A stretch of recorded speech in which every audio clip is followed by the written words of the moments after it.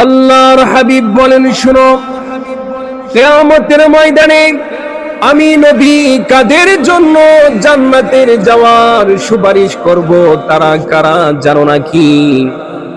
হাবিবে পাক বলেন, ইন্না আউলান নাসি বি ইয়াউমাল কিয়ামা আকসারুহুম আলাইয়া সালাম। আল্লাহর হাবিব বলেন, আমি নবী যাদের জন্য জান্নাতের যাওয়ার সুপারিশ করব, হাবিবে পাক এমপি মন্ত্রীর নাম ঘোষণা করেন নাই, এলাকার চেয়ারম্যান মেম্বারের নাম রাসূল ঘোষণা করেন নাই।